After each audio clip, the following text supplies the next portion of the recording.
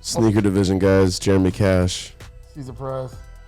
I don't know what's going on this week. This week's been really weird. Another one? Another one! More sneaker news for you guys. So, we bring to you, in spite of, not in spite, but in recent drops that are going to be happening here pretty soon, like the Saquon Barkelys, Nike Air Trainer. I felt like we needed to explain 5 juicy facts of the Nike Air Trainers. Starting with fact number 1, it was created by Tinker Hatfield. Yes, sir. The legendary, the man, the myth, the legend. Oh yeah, the OG himself. Big Dick Energy. I'm sorry. He created like all the really like legendary Jordans, basically. Oh yeah, absolutely. All the best ones, the Mars Yards, the Back to the Futures. He is the creative guy behind it. So that is fact number 1. Created by none other than your genius. Fact number 2. When he was creating this particular sneaker, Okay.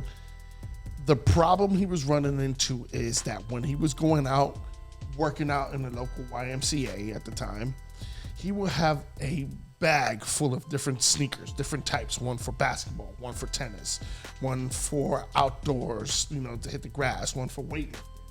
And he was tired of carrying a whole duffel bag full of sneakers just to change them around, you know what I mean? Mm-hmm. So he decided to create a hybrid of a sneaker that can go indoors, outdoors, that can do it all, right? Yeah. So this is where the creativity, the idea of the Air Trainer came out, because he wanted a hybrid of a shoe that could do it all. Interesting enough, fact number 2 is when he created this hybrid of a shoe and presented it to the marketing team at Nike at the time, they didn't like that. They were afraid that because of their categories that they're in, for example, they were divided by, this is the basketball division, the running division, baseball, blah, blah, blah, blah. They were afraid that this particular sneaker was going to take away from their profits from their departments. Yeah. So much so that these marketing guys were in so much fear that they threatened Tinker Hatfield to fire him over this idea because it threatened their departments. Yeah. Craziness. So fact number 2, this dude almost got fired over creating a hybrid shoe. That's crazy. Insane, right? Yeah. Thank God Mark Parker, at the time, who was the head of the science and research and development division, he pushed the idea through to the Nike executives, and he was able to get it through. Yeah. But if it wasn't for Mark, bro, he would have had some heat, and you wouldn't have seen the shoe. He probably would have fired. But that's insane. So fact number 3. Nike then decided, all right, so this is a good shoe. This is catching. We have something good here, right? Yeah. And they wanted to test it out with different athletes and different sports to see how well it does. So this is before they, go out and market it to the masses, right? Mm-hmm. So at the time they had signed John, oh my God. McEnroe, thank you. John McEnroe. He was the bad boy of tennis at the time. Very rebellious, right?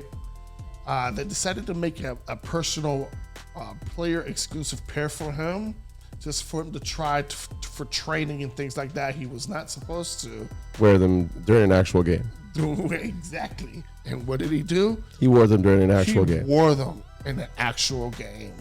And it was insane because the Nike developers and the executives were like, what are you doing? You can't be like, that's not even supposed to be out. That's the prototype. They were like losing their minds. And you know what John McEnroe say? He told him, he was like, "That you pieces of shit, that was the best tennis shoe you ever created." That's what he told him. Yeah. And so Nike was forced to create and mass produce Nike Air Trainers after that.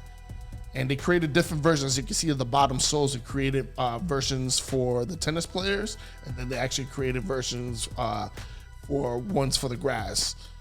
The other bad boy that also was signed is, you can see, is Andre Agassi. I remember this one. I remember Andre Agassi. He was always flashy and things like that. But Andre Agassi was the other one that was rocking the Air Trainers and made it big and popular. And everybody after that was like, whoa, like, we want a piece of this, right? Yeah.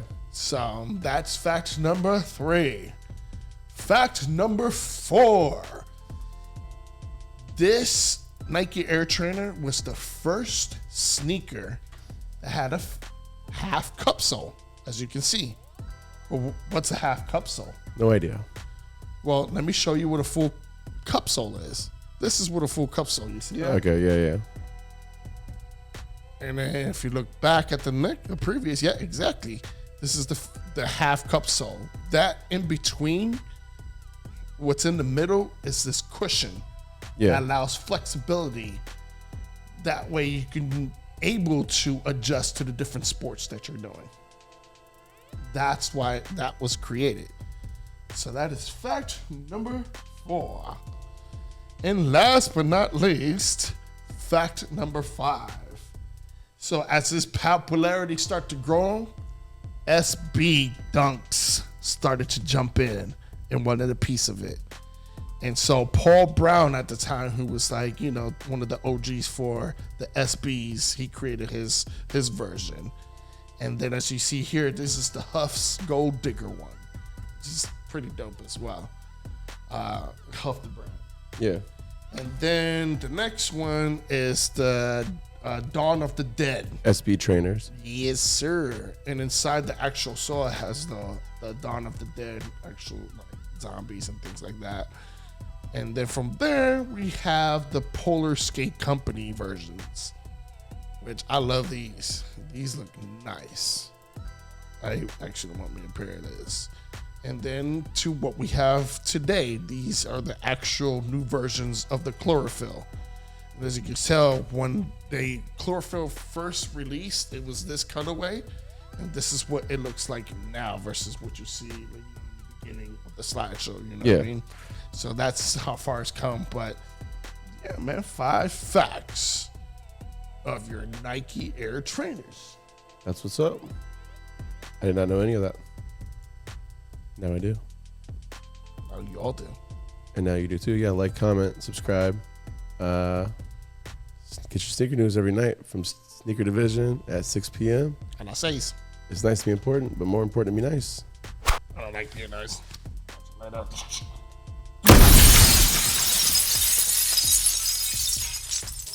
Thanks for watching our video, guys. There's more over here if you like where that came from. Like and subscribe, and hit that notification bell. Ding, ding, ding, ding, ding, ding, ding, ding, ding, ding. We'll catch you later.